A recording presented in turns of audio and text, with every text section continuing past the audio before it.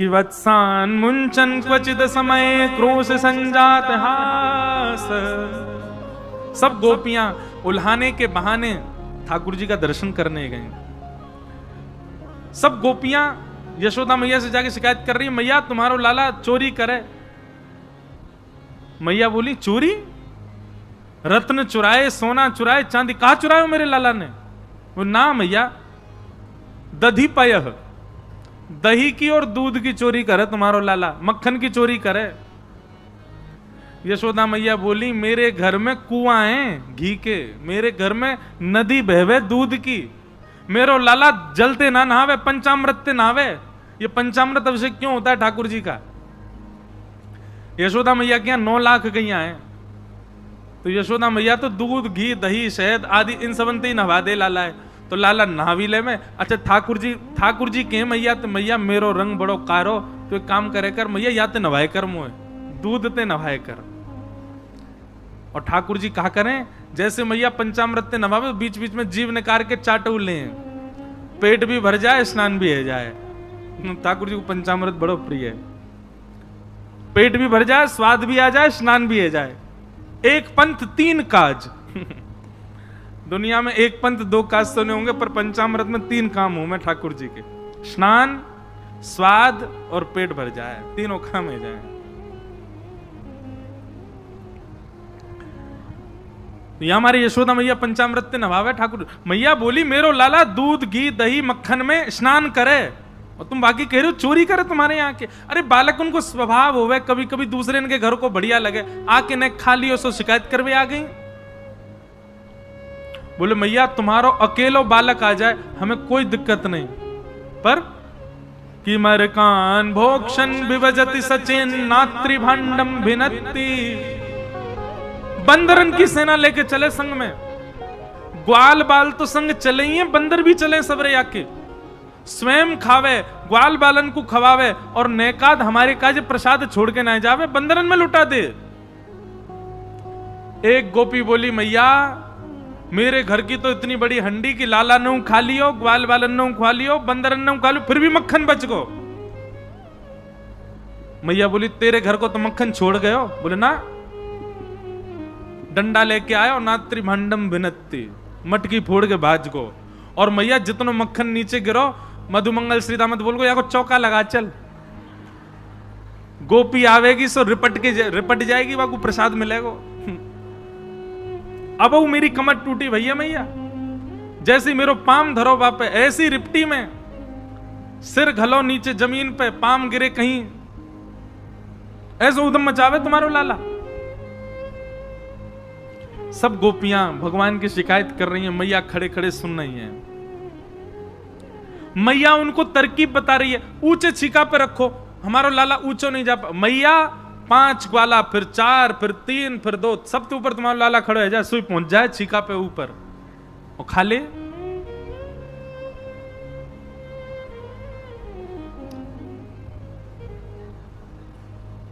एक गोपी बोली, मैंने तो इतनी ऊंचे छीका पे लटकाई मैया की ग्वाल बाल भी ना पहुंच सके। मैया बोली, तेरे घर के मक्खन तो बच गए ना, फिर भी खा गए हो। बोले कैसे? बोले इतना बड़ो बांस लेके चले संग में, मटका के नीचे खड़े है कि यो मारो, सो बीच में तो फटको, ओक लगा के सब रो पी गयो। ऐसा उधम मचावे तुम्हारो लाला। और फिर बहुत सारी बातें कहीं, बोले हमारे बालकन को नोच के भाग जाए, हमारी गैयान को खोल के भाग जाए, जा घर ते मक्खन खावे को ना मेरे, वह घर के आगे वो लकड़ी के कंडा जर जाए तो नेक नेक कोयला से बन जाए, उनते बाहर कछु निशान बना जाए। बोले या घर ते हमको मक्खन नहीं मिलो, या घर के लोगन को भी भोजन नहीं मिलेगा। मैया बोली ऐसा करे? बोले हाँ। वैसे तो हम बाहर की कथा में कम बोलते हैं ये बात, पर अभी कम किए, पहले तो बोलता था, पर ब्रज में बोल सकते। मैं हनादि निवास तो गुरुजी हंस गए, क्योंकि जो समझ गए कहा है। एक गोपी कह रही है, बोले मैया तुम्हारो लाला अगर मक्खन खा जाए तो आफत, और याकू अगर हमने खूब व्यवस्था करके अपनी मटकी बचा ली तो आफत। मैया बोले कैसे? बोले अगर हमने अपनी मटकी बचा ली तो तुम्हारो लाला टेढ़ी नजर से देख के हम हमारा भोग नहीं लगायो, अब देखूं तू और तेरे घर के लोग कैसे भोजन करेंगे। मैया बोली तो फिर कहा कियो? बोले मैया हम सबन के जगवे ते पहले भोर में तुम्हारो लाला हमारे घर आ गो, और भोर में आकर के मैया जाने अब पूछो मत कहा कियो। बोले मैया बोली बता दे कहा कियो। बोले जा चूल्हा में सबरे घर को भोजन बने, भाई चूल्हा के ऊपर धोती वोती उतार के बैठ के सब कर आयो, मैं हनादी नहीं वास्तव। सवेरे सवेरे मैया स्नान ध्यान करके मैं जैसे ही रोटी बनावे के काज चूल्हा में बैठी, मां तो पहली कंडा धरे ऐसा उदम मचावे तुम्हारो लाला। ये बात सुनकर के यशोदा मैया बोली नहीं लाला ऐसा ना कर। बोले मैया हम झूठ ना है बोल रही हैं, लेकिन भैया एक बात कहें, ये सब गोपियां बहाने बना करके गई हैं, ये जबरदस्ती अपनी तरफ से बात लगा रही है हमारो लाला ऐसा करे ना है, ये जबरदस्ती बोल रही। बोले नेक्स्ट सो लाला तुतरा के बोले सफाई देना पावेगो, यशोदा मैया डांटवे के काजे हमारे सामने बुलाएगी, उतनी देर लाला को देख लेंगे हम, देखने के लिए गई हैं। मैया ने डांटते फटकारते लालजी बुलाए, नेक्स्ट से गोपाल जी अपने पलना से उतर के छम छम पायल बजाते भये, नेक्स्ट जी कोंदनी पहन की है, ये छोटा सा पेट निकरो भयो गदमदरा से हाथ, और जे घुंघराले केशन के यहाँ पर गूद बना करके, और वहां में सुंदर मोर पिछ लगो है, आंखन में काजर फैल रहे हो पूरा, सुबह सुबह उठे हैं अभी, आंख खुलना ही रही हैं, और ऐसे मीड़ते भय आ रहे हैं। बोले मैया रोज गोद में उठावे मोकू, आज नीचे ते चिल्ला रही है। 3.5 बरस के लाला उतर करके आए, और इतनी भीड़ देख करके ठाकुर जी डर के मारे गए, दौड़ के यशोदा मैया के आंचल में छिप गए। मैया ने हाथ पकड़े, यहां पे आ, ये क्या कह रही है गोपी हैं, जाके यहां तेने यूं कियो, या के यूं कियो, या के और वाके यहां तो तू सब कर आया हो। ठाकुर जी सब गोपिन को देख रहे हैं, और गोपिन को देख के कह रहे मैया मैं तेरी सौगंध खा के करूं, मुझे जो ना पता इनको घर कौन सी गली में झूठ बोल रही है सबरी, मुझे ना पता मैया ये सब झूठ बोल रही है।